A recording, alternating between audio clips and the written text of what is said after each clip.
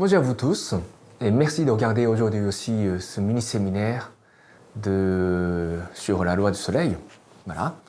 Donc nous en sommes à la fin de chapitre 5, l'âge d'or. Et c'est la section 10, vers l'âge d'or. Donc je vais commencer à lire certains passages de cette section. Nous venons de faire la révision de l'histoire des civilisations depuis 1 million d'années jusqu'à notre civilisation moderne. Nous permettons ainsi d'y repérer quelques aspects communs. Ce sont les 5 points suivants. 1.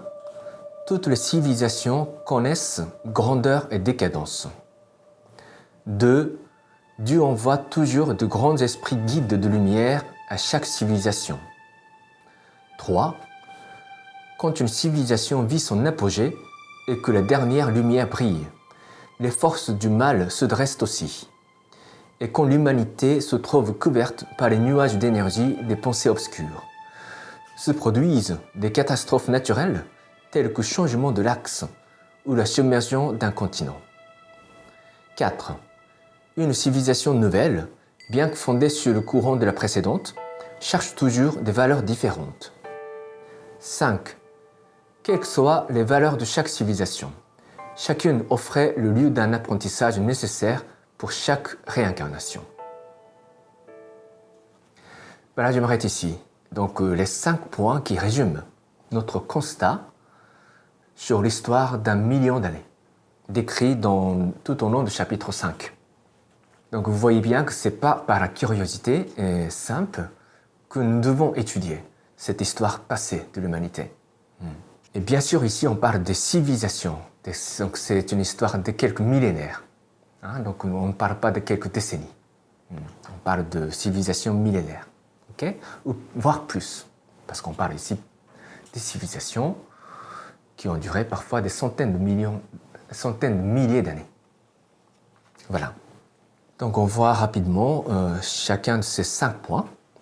Donc le premier point, toutes les civilisations connaissent grandeur et décadence. Voilà. Donc ça s'accorde au principe fondamental de ce monde terrestre, le changement constant.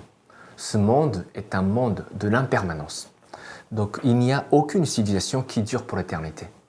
Ça fait partie de la règle de jeu de notre planète Terre. Et j'imagine que c'est la même chose sur chacune des planètes, dans la galaxie et dans l'univers, je crois. Le changement fait partie du dessein de Dieu le fondateur de l'univers. Donc c'est pareil pour notre civilisation actuelle. Il y a des grandeurs et des cadences. Il y a des moments où ça prospère, avec des personnages brillants, et d'autre part, il y a des moments où ça se décline. Donc ça fait partie de la règle. Alors, deuxième point, Dieu envoie toujours de grands esprits guides de lumière à chaque civilisation. Donc c'est vraiment très important. Pour approfondir ce point, il faudra vraiment lire le 2e volet de la trilogie de la Piscience, la loi d'or. Vous voyez, le premier volet, c'est la loi du soleil. Le 2e volet, c'est la loi d'or, où Maître Okawa décrit des personnages envoyés depuis le monde céleste. Donc ce sont des anges de lumière et des grands anges de lumière qui ont été envoyés sur Terre selon un certain dessein de Dieu de la Terre. En Occident, en Orient, au Japon, ainsi de suite. Et on constate une chose très importante, c'est que Dieu ne garde jamais son silence. Dieu envoie toujours ses représentants dans ce monde terrestre, dans chacune des nations. Donc je pense que c'est la même chose pour ce qui se passe de nos jours, où notre planète Terre connaît un tournant majeur dans l'histoire. Donc il y a forcément des anges de lumière qui ont été envoyés dans différents endroits du globe actuellement. Repérer ces anges de lumière est important pour chaque membre de la Piscience réparti dans le monde entier.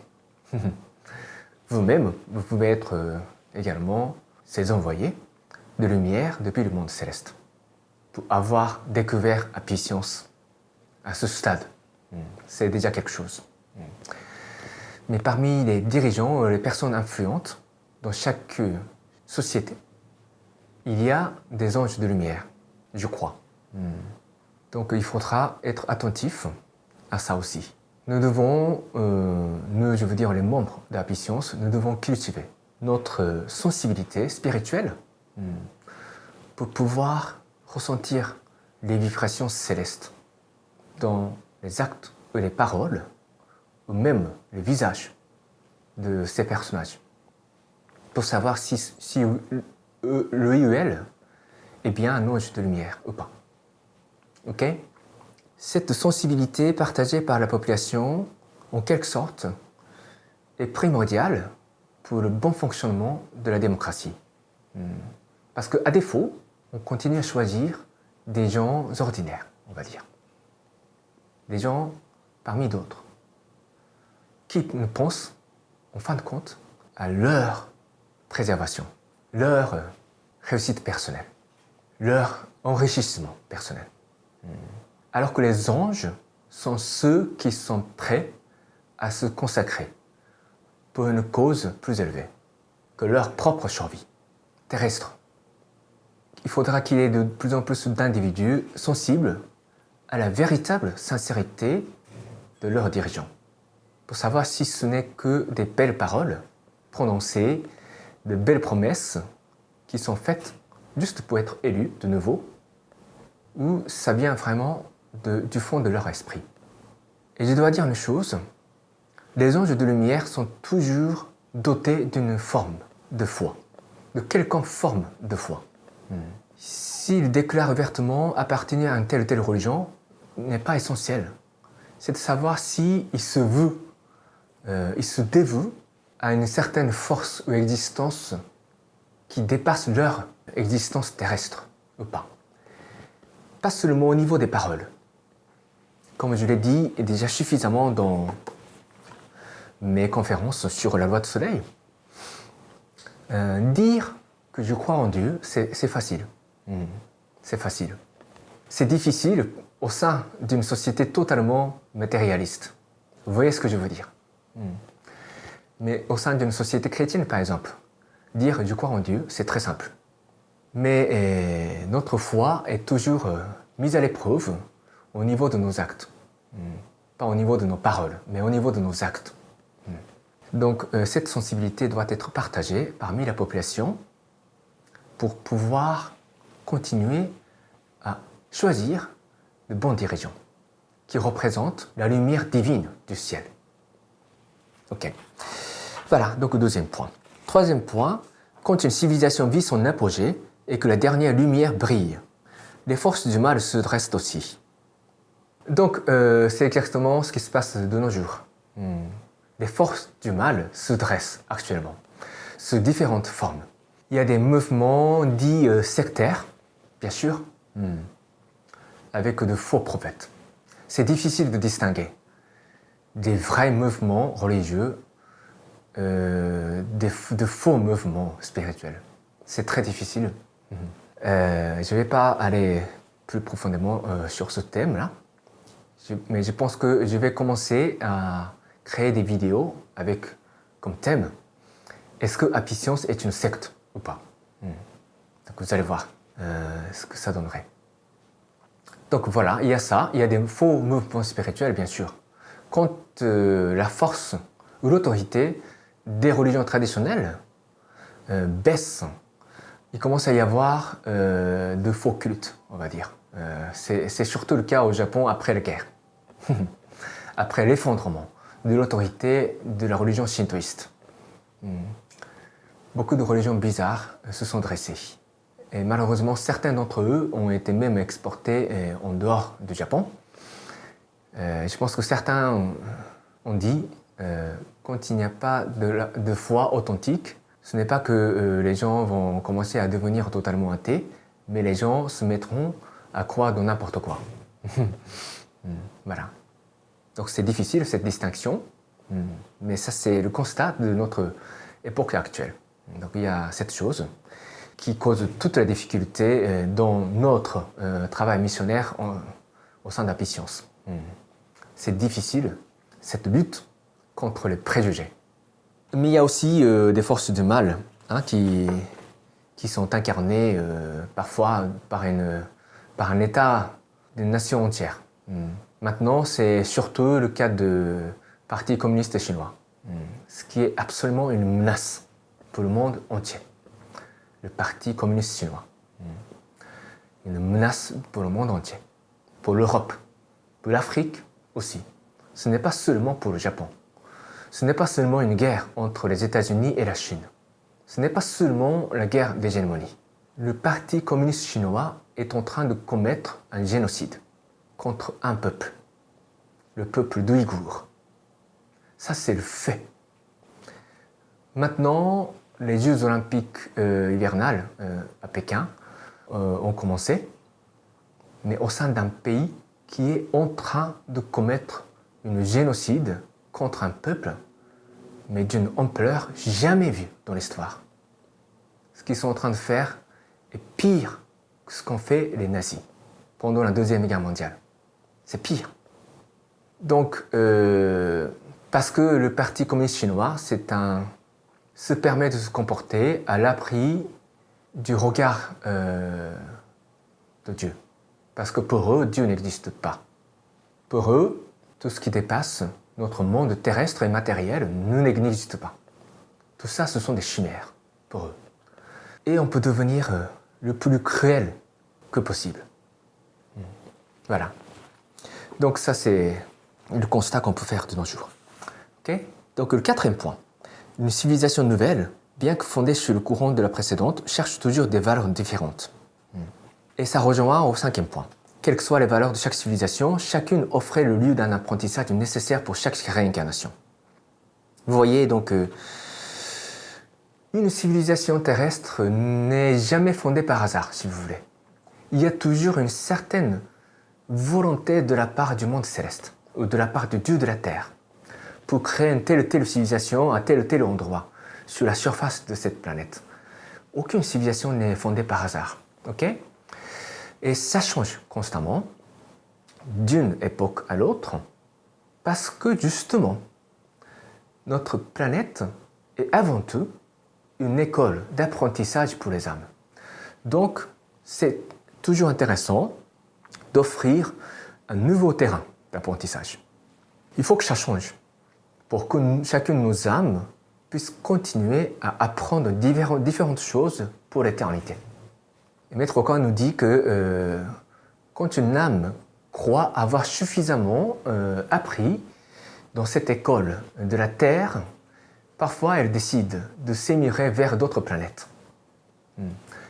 Et vice-versa, c'est-à-dire il peut y avoir très bien les extraterrestres qui veulent s'installer sur Terre pour leur apprentissage spirituel, qui n'ont pu poursuivre quand ils étaient dans d'autres planètes. Voilà. Donc c'est la réincarnation, ça s'effectue au niveau universel aussi. Okay? Donc je continue la lecture.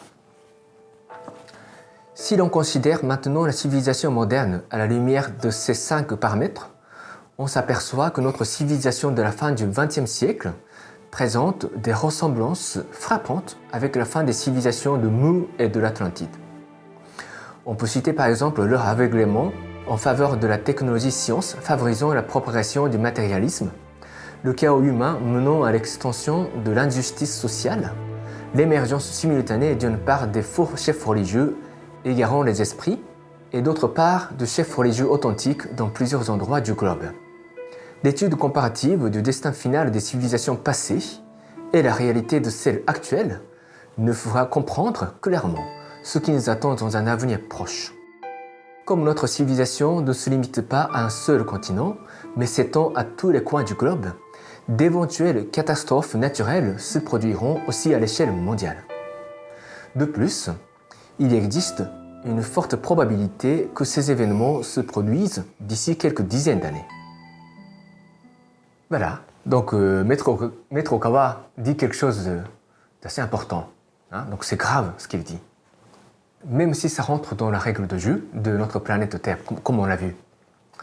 Il est clair que notre civilisation actuelle s'approche de sa fin. Et ce n'est pas que, le cycle naturel des choses. Donc, parce qu'il y a un problème majeur pour notre civilisation. Dans notre civilisation, il y a un problème majeur. Voilà, le matérialisme, d'abord, et avant tout. Les humains perdraient tout leur sens de vivre sur cette planète s'ils sont devenus vraiment matérialistes. Perdons la foi en Dieu. Et on a vu ça suffisamment tout au long du chapitre 5, n'est-ce pas?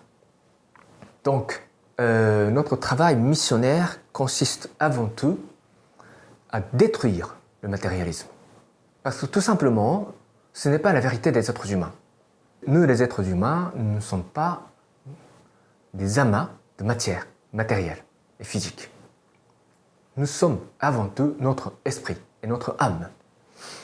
Cette vérité simple doit être partagée par tous nos compatriotes et par tous nos concitoyens et par tous nos contemporains de la planète, par tous les terriens.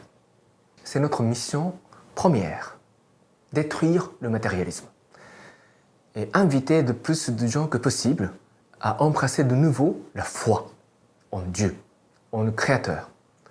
Nous n'existons pas ici par hasard. Rien n'est le fruit du hasard dans ce monde. Ok? Aucun être humain n'est venu au monde par hasard. Nous sommes tous des créatures sacrées et divines. Et c'est la responsabilité de chacun d'entre nous de nous éveiller à cette vérité première. Donc, une fin s'approche pour notre civilisation actuelle. Donc, ce que dit Maître Okawa ici, c'est grave. Hein. Il faut lire ça avec gravité.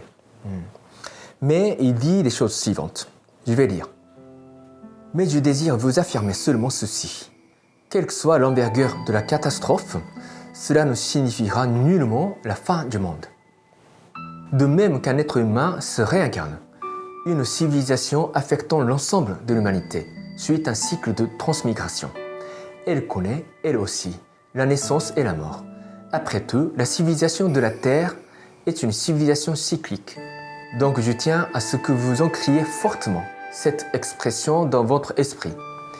Une fin signifie un commencement. Voilà, donc je m'arrête ici. Donc une fin signifie un commencement. Okay?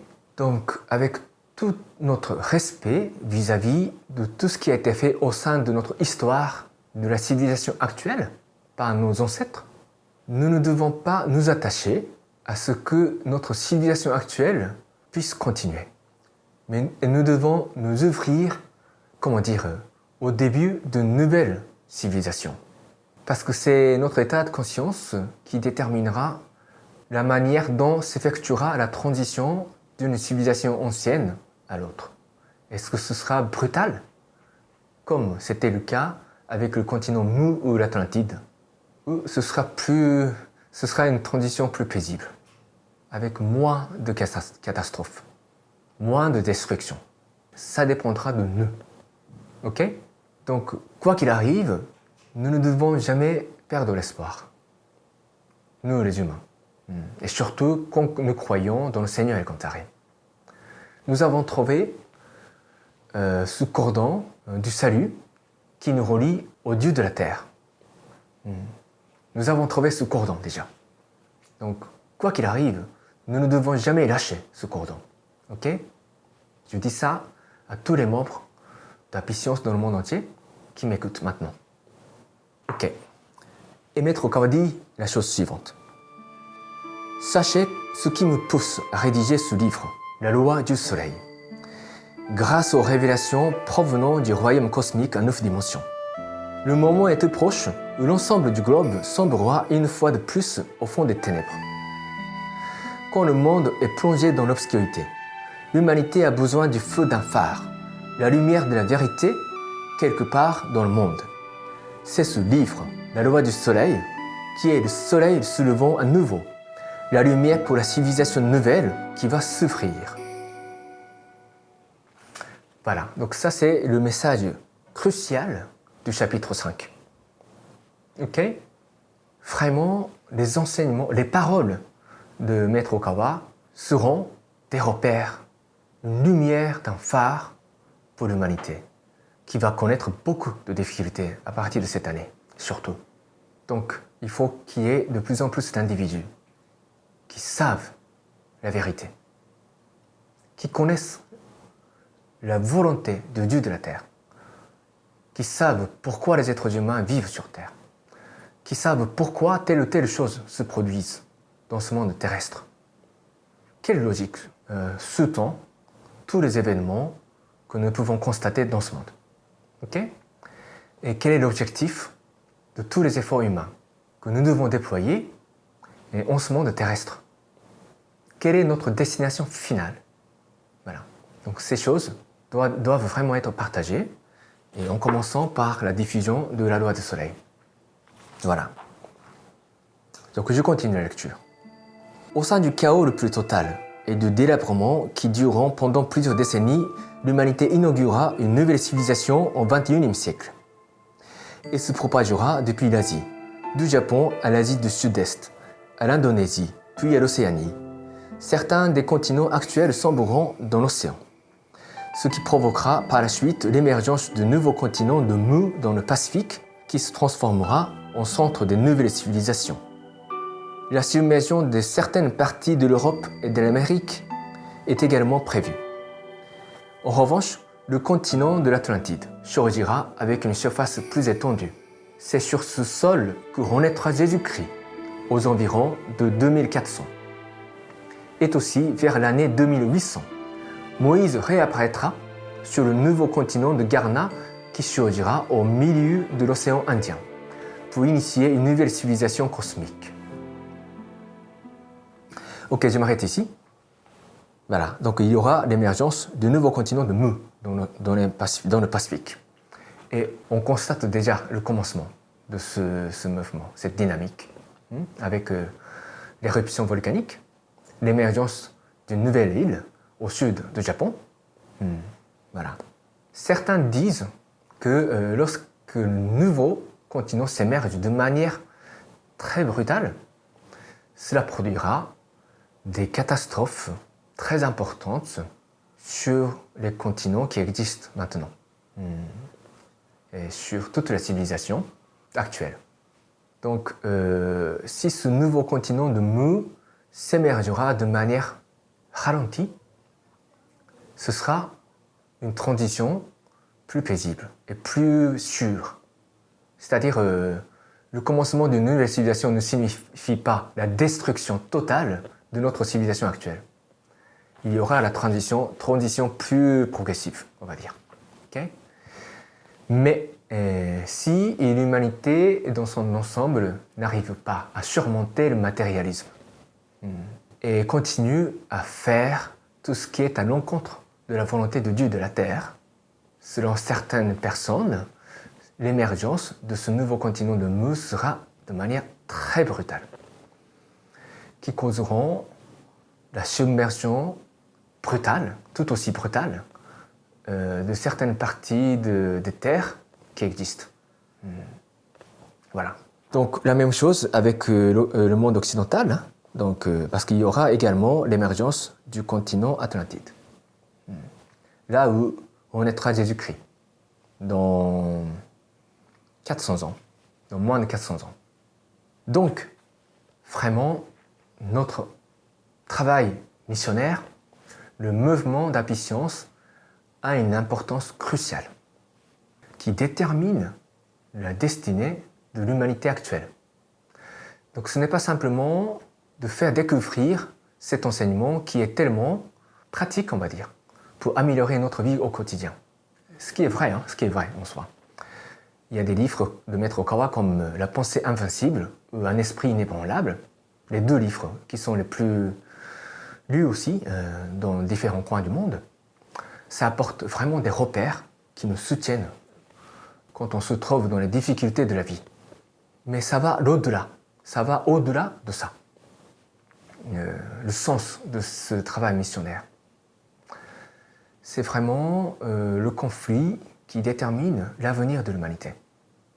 Pour savoir si il y a de plus en plus d'individus qui retrouvent la foi grâce à Apis-Science et qui rejoignent notre mouvement dans différents coins du monde déterminera comment notre civilisation actuelle se transmettra vers une nouvelle civilisation, se transformera dans une nouvelle civilisation.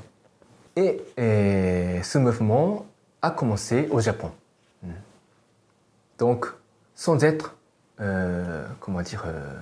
nationaliste du tout, de ce point de vue global de l'histoire de l'humanité, à la lumière des révélations du Seigneur Elkantaré, nous devons comprendre l'importance de la mission du pays du Japon, maintenant, au début du XXIe siècle. Donc je vais lire la dernière partie de la section 10 et du chapitre 5. Au moment où le monde sombrera dans les ténèbres, c'est le Japon qui brillera de tout l'éclat du soleil. Dans ce contexte, ceux qui auront pris naissance au Japon possèdent une mission extrêmement importante. Beaucoup de ceux qui ont aidé à répandre la vérité à l'époque de Ramu, d'Agasha, de Shakyamuni ou de Jésus sont nés de nouveau au Japon, à notre époque. Parmi eux se trouvent de nombreux bodhisattvas ou anges de lumière. Et je sais que certains des lecteurs de ce livre en font partie. Voilà. Et beaucoup de personnes au Japon ont répondu à cet appel de la part de Maître Ryuho Okawa au début de ce mouvement d'impatience. Et bien sûr, donc, les Japonais ont une mission extrêmement importante de nos jours, sur le plan mondial. Mais ce n'est pas que les Japonais, bien sûr, ce n'est pas que les Japonais. Dans différents pays, il y a forcément des gens qui sont nés sur Terre ayant cette mission commune de partager le message du Seigneur Elkantaré lors de son vivant, c'est-à-dire pendant la période où le Seigneur Elkantaré vit parmi nous sur Terre. Je sais que ce n'est pas tout le monde.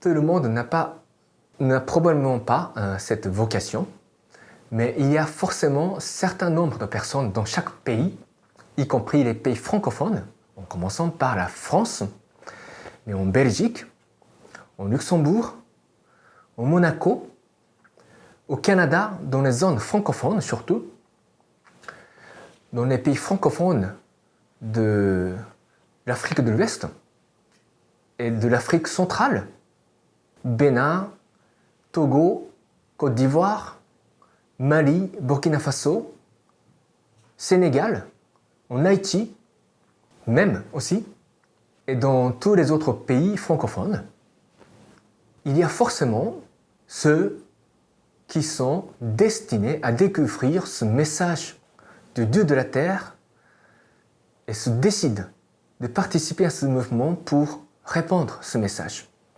dans leur pays, afin de susciter un mouvement global que je pourrais qualifier de la révolution spirituelle. Parce que le premier enjeu de l'humanité, c'est le matérialisme. Comment convaincre le matérialisme? Donc il faut une révolution spirituelle, une révolution de la spiritualité. Les religions traditionnelles n'ont plus ce pouvoir de provoquer une véritable révolution spirituelle. Et c'est la raison pour laquelle le Seigneur Elkantaré a décidé de descendre sur Terre lui-même. Parce que maintenant, l'enjeu, c'est la planète entière. Donc un simple prophète ne suffit pas pour accomplir cette mission. Mais je suis certain aussi qu'il y a des prophètes, qu'il y a des messies de chaque nation, qui sont déjà à l'œuvre de nos jours.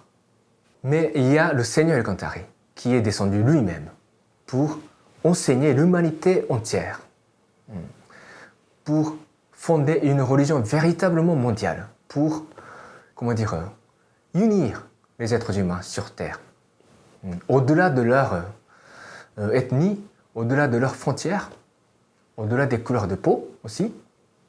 Apicience est une religion mondiale, universelle, qui essaie véritablement de poser les fondements de la compréhension universelle des uns et des autres, au-delà des frontières, au-delà même de l'histoire, des histoires de chaque nation. Et c'est la raison pour laquelle Maître Okawa commence ce livre par raconter l'histoire de 300 millions d'années. Okay? Tous les pays n'existaient pas au début de la création des êtres humains. Okay? Donc, à la fin de ce chapitre 5, c'est encore une fois un appel à tous qui écoutent, tous qui suivent mes cours sur la loi du soleil. Donc c'est un appel à chacun d'entre vous. Rejoignez ce mouvement. Rejoignez ce mouvement pour susciter la révolution spirituelle dans le monde entier. Le temps est venu que l'humanité retrouve le nom de leur Créateur, Seigneur El Kantaré, la lumière de la terre. Notre Dieu est lumière et notre Dieu est amour. Ok? Donc ça c'est le message du chapitre 5. Ok? Donc maintenant, comme d'habitude, je propose de réciter ensemble la prière à l'esprit gardien et l'esprit guide. Et peut-être, je vais cette fois-ci réciter la prière au Seigneur aussi. La prière au Seigneur et la prière à l'esprit gardien et l'esprit guide. Ok? Donc je vais commencer. Prière au Seigneur. Seigneur El Kantaré, origine de toute lumière, de toute force, de toute sagesse, de tout amour, donne-nous la lumière, donne-nous la force, donne-nous la sagesse, donne-nous l'amour. Seigneur, notre Père, protège cette terre, planète d'amour, garde-nous de tous les maux, donne-nous le futur. Ô Seigneur, nous te remercions sincèrement de nous avoir donné la lumière. Nous te rendons grâce du fond du cœur. Prière à l'esprit gardien et l'esprit guide. Mon esprit gardien, mon esprit guide, au plus profond de mon cœur. Vous êtes ma fontaine de vie, ma lumière d'espérance, ma source de sagesse, mon bouclier de courage. Assiste-moi, je vous prie, dans mon apprentissage quotidien, polissez mon cœur chaque jour. Donnez-moi chaque jour de bonnes inspirations. Rectifiez le parcours de ma vie. Gardez-moi loin de tous les maux. Guidez-moi chaque jour dans une existence encore meilleure. Je vous remercie sincèrement. Ok, maintenant, redressez bien votre dos s'il vous plaît et fermez légèrement vos yeux. Calmez votre respiration et retrouvez la paix, le silence et la tranquillité au sein de votre esprit, tout en continuant simplement une respiration ralentie. Vous allez faire descendre votre respiration jusqu'au niveau de votre deuxième chakra, en bas de votre abdomen, et ressentez que la lumière du Seigneur, El Kantaré, qui pénètre dans tout votre corps. C'est une lumière dorée qui va pénétrer et remplir votre corps et votre âme et votre esprit. Maintenant, je vous laisse commencer la contemplation sur ce que nous avons étudié aujourd'hui. Quelles sont les leçons que vous avez pu retenir? Et qu'est-ce que vous allez faire à cet appel provenant du Seigneur El Kantaré? Il vous appelle. Qu'est-ce que vous allez faire? Quelle est votre compréhension de la destinée de l'humanité? Allez-y, je vous laisse commencer.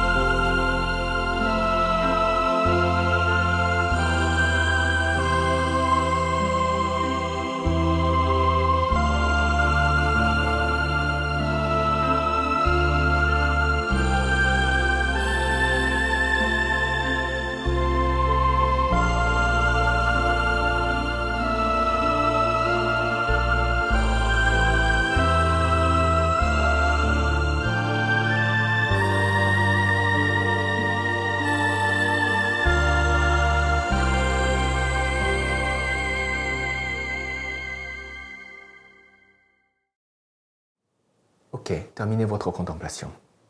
Merci beaucoup. Voilà, donc j'espère que vous avez pu ressentir certaines choses au sein de votre esprit, enfin certains qui ont pratiqué vraiment la contemplation. Voilà, donc nous sommes à la fin du chapitre 5 et nous allons continuer à étudier le chapitre 6. Le chapitre 6 constitue l'appel de la part du Seigneur Kantare. Donc je fais ces cours sur la loi du soleil dans l'espoir de les voir atteindre mes amis du Dharma, que je n'ai pas encore rencontrés. C'est vraiment dans l'espoir de découvrir mes amis du Dharma, mes amis du Dharma éternel. Je sais que vous vivez à certains endroits du globe. Je parle des amis du Dharma francophones, actuellement. Ce n'est pas pour rien et ce n'est pas par hasard que j'ai appris le français. C'est pour pouvoir m'adresser à mes amis du Dharma francophones, vous qui avez décidé de naître dans des pays francophones pour qu'on fasse ensemble progresser ce travail missionnaire de transmission du message de Seigneur Kantare, transmission de la loi du soleil. J'attends impatiemment le moment où je vais pouvoir commencer à discuter avec mes amis du Dharma dans le monde entier, via Internet. J'aurai certainement l'occasion de venir vous rencontrer en personne. Voilà. Ok, donc merci d'avoir suivi mes cours jusqu'ici.